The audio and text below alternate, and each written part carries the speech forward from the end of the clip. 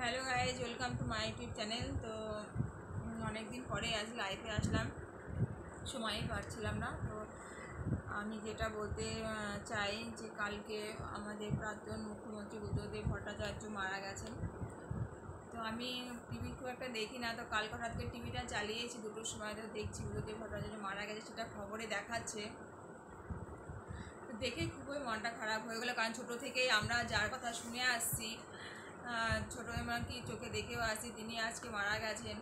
তো আমার বিয়ের আগে আমাদের বাড়ির সামনে মানে একটা স্কুল আছে, প্রাইমারি স্কুল। তো মানে রাস্তা, মিডিলের রাস্তা, ডান দিকে স্কুল, বাম দিকে আমাদের বাড়ি থেকে, এবং খুবই কাছে, মানে স্কুল থেকে দৌড়ে আমাদের বাড়িতে আসা যায় আর বাড়ি থেকে দৌড়ে স্কুলে যাওয়া যায়, এরকম মানে রাস্তাটা খালি ব্যবধান। তো সেই স্কুলে মিটিং হতো, সেই মিটিংয়ে একবার বুদ্ধদেব ভট্টাচার্য এসেছিলেন। আমরা সেখানে প্রচুর লোক জমায়েত হয়েছিল, এবার আমাদের বাড়ির সামনে একটা ফাঁকা জায়গা আছে, সেখানেও জমায়েত হয়েছিল। আমরা খুব কাছ থেকে তাকে দেখেছি। তো তিনি যখন কালকে মানে দেখেছি, এবং তখন সেখানে চা, বিস্কুট, তারপর রুটি, তো আলু তরকারি এগুলো রান্না হতো। আমরা মানে রুটি মানে বেলতাম আর কি, তরকারি রান্না করতাম, সবাইকে খেতে দিতাম, ভীষণ একটা মজার ব্যাপার ছিল। তো তিনি তারপর কালকে ভিডিওতে যখন শুনলাম যে তিনি মারা গেছেন, তো খুবই মনটা খারাপ হয়ে গেল।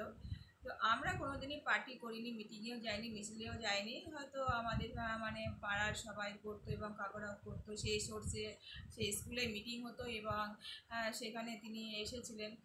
খুব মানে কাছে থেকে দেখেছিলাম। তো কালকে তিনিও মারা গেছেন, ভীষণই মনটা খারাপ। তো আমরা সেই সময় দেখো না, হিন্দু মুসলিমের মধ্যে কোনো মানে বিভেদটা ছিল না, সবাই আমরা একসঙ্গে ভোট দিত, সবাই মানে একই সঙ্গে স্কুলে পড়াশোনা করতাম, হিন্দু বান্ধবীরা আমাদের বাড়িতে আসতো, আমরাও যেতাম। তো সেখানে কিন্তু হিন্দু মুসলিম বলে কোনো একটা বিভেদ ছিল না।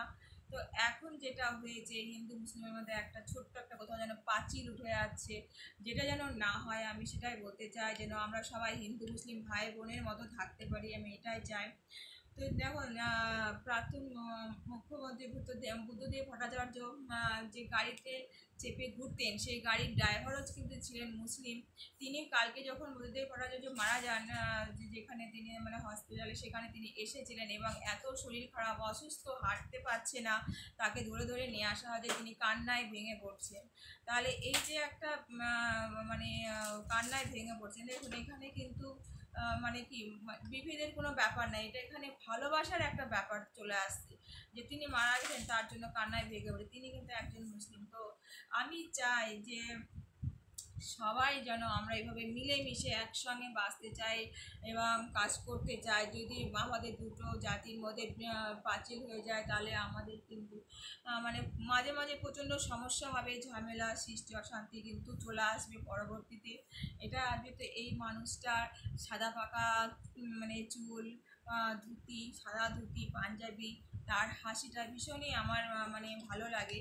তো তার পেপারে ছবিটা বেরিয়েছে, এবং তার পেপারটা আমি পড়ছিলাম, এই যে দেখো ছবিটা, হাসিটা কত সুন্দর, কত সুন্দর লাগছে। তো তিনি আজকে প্রয়াত হয়েছেন, আজকে তার শেষকৃত্য সম্পন্ন হয়েছে। তো আমি চাই তার আত্মার যেন শান্তি হোক, তিনি যেখানেই থাকুক তিনি শান্তিতে থাকুক, তিনি যেন ভালো থাকে, আমি এটাই চাইবো। এবং তিনি যে শেষ বেলায় তার চোখ দুটোও তিনি দান করে গেছেন, তিনি মানুষের জন্য প্রচুর প্রচুর উপকার করে গেছেন। আমি সবাইকে এটাই বলে দেওয়া চাই যে যেন উনি সবাই যেখানে থাকুক শান্তিতে থাকুক, এবং আমরা সবাই যেন মিলেমিশে একসঙ্গে কাজ করতে পারি, যেন আমাদের কাজের মাঝে যেন পাঁচিল না উঠে যায়, জাতিভেদ, যে এরা ভোট বেশি দিচ্ছে, ওরা ভোট বেশি দিচ্ছে, এই জিনিসটা যেন না আসে যায়।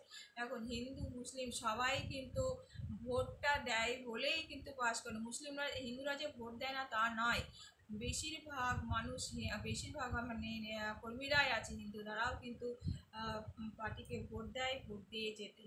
কিন্তু সবাই মিলেই আমরা কাজ করি বলেই কিন্তু এই কাজে সফলতা আসে। তাই আমি চাই যেন মাঝে ভেদাভেদটা না আসে, সবাই মিলে একসঙ্গে হাসি মুখে বাঁচতে চায়। আর প্রাক্তন মুখ্যমন্ত্রী বুদ্ধদেব ভট্টাচার্যের জন্য